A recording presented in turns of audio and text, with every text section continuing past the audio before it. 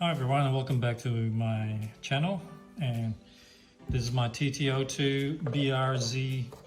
This is a BRZ body from Tamiya. It looks awesome. One thing I noted, I cut a half up on it to make room for the diffuser. So kind of like a real GT car. Looks really cool. Alright, so let's get to the chassis. So this is my Eagle Racing TT02 carbon, and this is probably one of the most modified TT02 that for all-wheel drive drifting that you'll see on YouTube. So it has pretty much everything. So here I added on the alloy upper arm here and the lower arm from the other TT02 RV2, which allows me to run like a ball joint setup. And on the back I got the alloy upper arm as well with ball joint setup, and it gives me an active toe. Not sure if you can see that, but the active toe here gives me about a 1 degree toe on squat. I would like to improve it so it can be a bit more aggressive. I'll probably have to add some spacer on one of the ball joints or something, but I'll set that up later. So this is awesome. I've got the alloy suspension on as well. So everything's nice and stiff, nice and solid. It looks really good. Yeah, so I'm loving it. Other than that it's black. I might have preferred it to be light blue like the rest of the car, but the mixture of light blue and black, it's okay. It's kind of cool. One of the reasons I wanted to go the ball joint setup is to get more steering angle for here for all-wheel drive and better acumen for better steering response. And yeah, and it worked well. And also I wanted to get some KPI by using the MST knuckle, but unfortunately I wasn't able to use the MST knuckle to get the KPI because the top arm was too long. I can't adjust it any further than this to get more camber at the front, and I have to have camber at the front. Anyway, I resorted to using this knuckle here from Yokomo YD4. I'll add the part number on the screen. And yeah, this Yokomo will work with the Eagle Racing axle. So it works nicely with the axle. You don't really need to change the drive shaft or axle or anything. And this knuckle here comes with a built-in 2 degree KPI. So I got like a little bit of KPI, which is cool.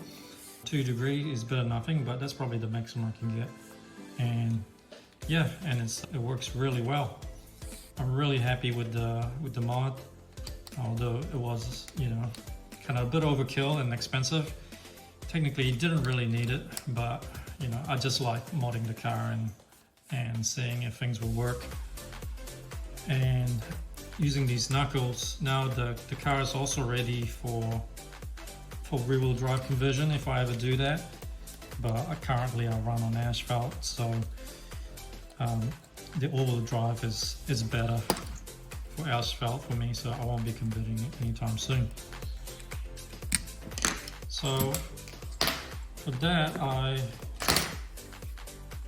so this is the TT02 RV2, and you can see I switched over the arm from this chassis to this chassis. So this has the plastic like original suspension now, so it was a straight swap. Real easy, and everything fits. And one thing that surprised me about this chassis is that the steering, because the steering is it's positioned more wide on each point here, and you can actually get pretty good drift steering out of it. Here I've got it set up here. And yeah, we have a bit of acumen. A bit of toe out, and it can be set up for drifting. So you don't need to change this at all. In fact, I wouldn't recommend you change it because it's, you know, the wider steering position. It does come with this adjustable steering bridge, which is really good. But yeah, you know, you can see it's pretty parallel. The arms here is pretty straight and slightly angled here. Yeah, so this can be used as a drift car as well with this steering. I wouldn't have a problem with it, but I already have a TT02 drift car right here, so I'll probably just, I don't know, I'm going to use this as a touring car, or maybe a 50-50 drift, but I wouldn't want to bother doing another counter steer drift, because it's pretty much, you know, I end up having the same car with different steering. But anyway, I need to make a running video of this car here. Yeah, you'll be surprised and impressed how well this TT02 will run. One thing I like to do is somehow get more counter steer out of it. Currently it is only about 1.9 counter steer. I like to get a bit more. I like to get about at least 2.5, but I don't know. I'm still researching, trying to figure out what gear would fit. So far I haven't had much luck, and this may be as good as it get at 1.9 counter steer. Either that or I have to go rear wheel drive, but rear wheel drive really doesn't work on my surface. I guess this is the comparison of the RV2 steering angle. So it's pretty good, and you know, and this is pretty stable, but note that this is using the plastic arm. So if I was using the ball joint knuckle, it would be a little bit better. But this is kind of what I had with this plastic when I was using that car there, and it's nice. So I mean, this car here, if I bring all the parts from there to there, this car can, you know, be a decent drift car as well. And then, I don't know, the only benefit I get is using this floating servo mount, which is kind of cool. Should be slightly better, but probably won't notice it. Yeah, so maybe I'll do it in the future to get like an all black style.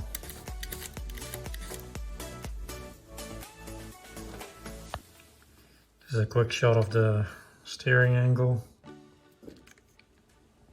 So it's pretty good, pretty parallel. And if I can get more steering angle than that, but it would cause this wheel here to start vibrating if you get more than that. But this is a stable steering angle, and yeah, looks good. Pretty happy with the result using these new upper arm and lower arm from the RV2. Alright, thanks for watching, and see you next time.